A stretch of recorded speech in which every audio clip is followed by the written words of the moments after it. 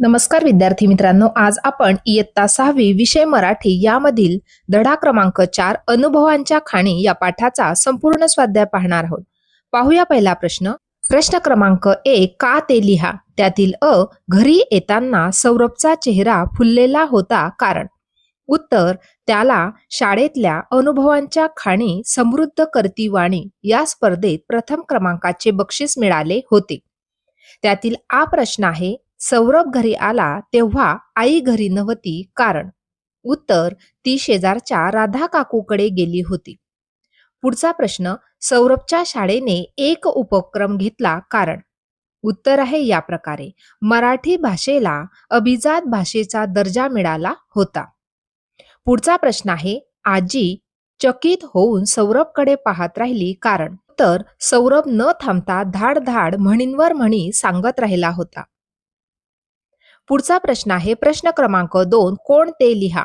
त्यातील अ, राधा काकूकडे गेलेली सौरभची आई. त्यातील आ, म्हणी व वाक्प्रचार या पुस्तकाचे लेखक डॉक्टर अरुण जोशी.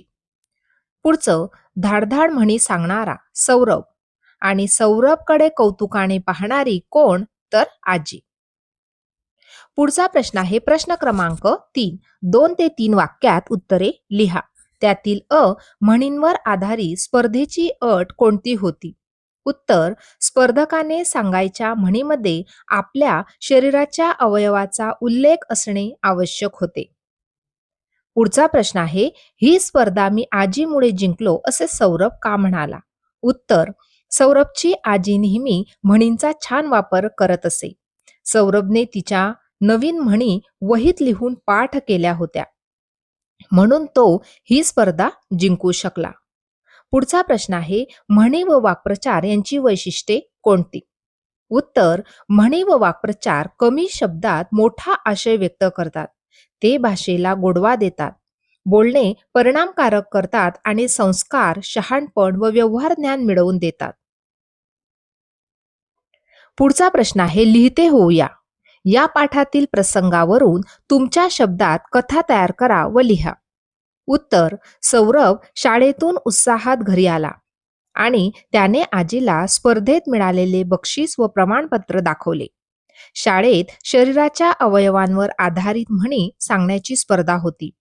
आजीच्या रोजच्या बोलण्यातील म्हणी सौरभने पाठ केल्यामुळे त्याला या स्पर्धेत प्रथम क्रमांक मिळाला होता. हे ऐकून आजीला खूप आनंद झाला. त्यानंतर सौरभने हात या शब्दांवरील अनेक म्हणी धाड धाड म्हणून दाखवल्या. त्याचे हे पाठांतर पाहून आजीने त्याला कौतुकाने शाबासकी दिली. चर्चा करूया. पारंपरिक म्हणी व त्या संदर्भातील प्रचलित कथा यांविषयी शिक्षकांसोबत व पालकांसोबत चर्चा करा. हा एक कृती आधारित म्हणजे ऍक्टिव्हिटी बेस्ड क्वेश्चन आहे किंवा प्रश्न आहे. विद्यार्थ्यांनी खालीलप्रमाणे चर्चा करावी. पालकांसोबत आणि शिक्षकांसोबत चर्चा करावी. येथे उत्तर लिहायचे नाही, फक्त चर्चा करायची आहे. बघा, हा जो प्रश्न आहे हा विद्यार्थ्यांनी स्वतः पालकांसोबत शिक्षकांसोबत चर्चा करून हा प्रश्न सोडवायचा आहे. फक्त या ठिकाणी आपल्याला पारंपरिक म्हणी कोणत्या आणि त्याच्याशी संबंधित कथा कोणत्या यांविषयी आपल्याला चर्चा करायची आहे. पुढचा प्रश्न आहे, खेळू या शब्दांशी. पहिली म्हण आहे, इकडे आड तिकडे विहीर. अर्थ, दोन्ही बाजूंनी सारखीच अडचण निर्माण होणे. दुसरी म्हण आहे, आयत्या बिडावर नागोबा. अर्थ, दुसऱ्याने केलेल्या कष्टावर आपला स्वतःचा फायदा करून घेणे. तिसरं, कोल्हा काकडीला राजी. अर्थ, क्षुद्र माणसे क्षुद्र गोष्टींना भाडतात. चौथं, कर नाही त्याला डर कशाला. अर्थ, ज्याने कोणतेही वाईट काम केलेले नाही त्याला कोणाचीही भीती बाळगण्याचे कारण नसते. पाचवं, बैल गेला झोपा केला. अर्थ, एखादी वाईट घटना घडून गेल्यावर किंवा नुकसान झाल्यावर उशिरा उपाययोजना करणे. हपापाचा माल गपापा. अर्थ, चुकीच्या मार्गाने मिळवलेली संपत्ती झटपट नष्ट होते. पुढची म्हण आहे, नावडतीचे मीठ आणणे. आपल्याला न आवडणाऱ्या माणसाने कितीही चांगली गोष्ट केली तरी ती आपल्याला वाईटच वाटते. म्हण आहे, करावे तसे भरावे. अर्थ, माणसाला त्याच्या बऱ्या वाईट कृत्यांप्रमाणेच फळ मिळते. पुढची म्हण आहे, गाव करी ते राव न करी.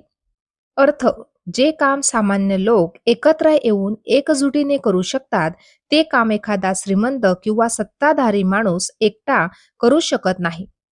पुढची म्हण आहे अति तेथे माती. अर्थ, कोणत्याही गोष्टीचा अतिरेक केल्यास त्याचे परिणाम वाईटच होतात. पुढची म्हण आहे बाप तसा बेटा. अर्थ, वडिलांचे गुण त्यांच्या मुलांच्या मध्ये जसेच्या तसे उतरवणे. पुढची म्हण आहे गर्वाचे घर खाली. अर्थ, गर्विष्ठ माणसाला त्याच्या गर्वामुळे पराभव पत्करावा लागतो. प्रश्न क्रमांक 2, पाठात आलेल्या म्हणींचा अर्थ समजून घ्या, वाक्यात उपयोग करा. पहिलं, आपला हात जगन्नाथ. अर्थ, आपली प्रगती आपल्याच प्रयत्नांवर व कष्टांवर अवलंबून असते. वाक्यात उपयोग, रामरावाने कोणाचीही मदत न घेता स्वतःच्या हिमतीवर मोठा व्यवसाय उभा केला. म्हणतात ना, आपला हात जगन्नाथ. दुसरी म्हण आहे एका हाताने टाळी वाजत नाही. दुसरी म्हण आहे एका हाताने टाळी वाजत नाही. अर्थ, कोणत्याही भांडणात एकाच बाजूची चूक नसते. वाक्यात उपयोग, दोन मित्रांमधील भांडण सोडवताना शिक्षक म्हणाले, नक्कीच दोघांचीही काहीतरी चूक असेल, कारण एका हाताने कधी टाळी वाजत नाही. तिसरी म्हण आहे हात दाखवून अवलक्षण. अर्थ, आपण होऊन स्वतःवर संकट ओढवून घेणे. वाक्यात उपयोग, अनोळखी माणसाला घरात आसरा देणे म्हणजेच हात दाखवून अवलक्षण करण्यासारखे आहे. प्रश्न क्रमांक 3, समानार्थी शब्द लिहा. त्यातील अ, शाळा, विद्यालय, घर, सदन, हात, हस्त. प्रश्न क्रमांक 4, हात व हस्त हे एकाच अर्थाचे शब्द आहेत. खालील शब्दात हात व हस्त लपलेले आहेत. ते शब्द वाचा, त्यांचे अर्थ समजून घ्या. असे इतर अवयवांवर आधारित शब्द शोधा व लिहा. या ठिकाणी काही शब्द दिलेले आहे. हातोडा, हातकंकण, हातकडी, हस्तक्षेप, हस्तकला, हातमोजे, हस्तक्षेप, हस्ताक्षर, हातखंड, हस्तलिखित, हस्तांदोलन, हस्तगत, हातशिलाई, हस्तमुद्रा आणि हातचलाखी. इतर अवयवांवर आधारित शब्द. पहिला शब्द आहे तोंड.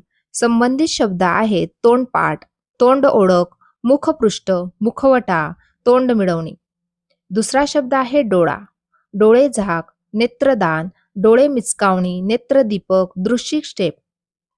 दृष्टिक्षेप. तिसरा शब्द आहे कान. कानगोष्टी, कान उघाडणी, कर्णबधीर, कानटोपी. पुढचा शब्द आहे पाय. पायपीठ, पादत्राणे, पदयात्रा, पायमल्ली, पायंदा. पुढचा शब्द डोके. डोकेदुखी, शिरसाठांग, शिरपेच आणि शिरकाव.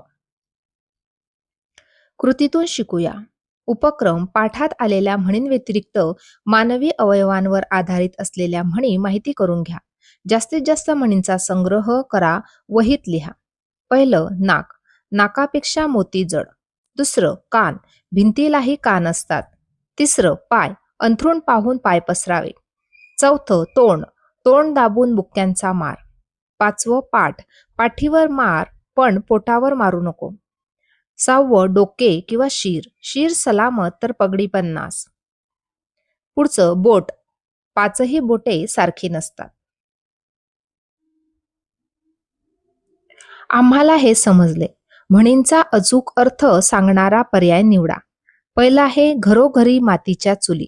4 अर्थ दिलेले आहेत. त्यातील योग्य अर्थ सांगणारा पर्याय आहे सर्वत्र सारखीच परिस्थिती असते.